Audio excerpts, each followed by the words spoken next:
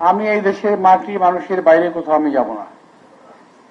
উনি কিন্তু যান নাই, অনেক অত্যাচার সয়েছেন, উনি যান নাই। কিন্তু আমরা যখন ওনাকে হসপিটালে দেখতে গেছি, জেলখানা, হসপিটালে তো না, জেলখানায়, কোনোদিন বিরক্তির ছাপ দেখিনি।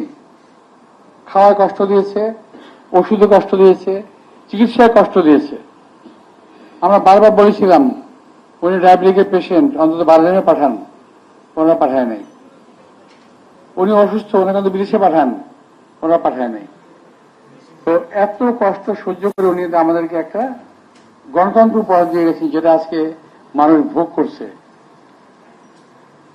মানুষ সকলে নির্বাচন করছে, কিন্তু একটি বারের জন্য কৃতজ্ঞতার সঙ্গে খালেদা জিয়ার কথা তারা স্মরণ করে না। 17 বছর একজন নেত্রী, 17 বছর বিএনপির নেতা কর্মীরা জেল জুলুম খেটে গুম খুনের শিকার হয়ে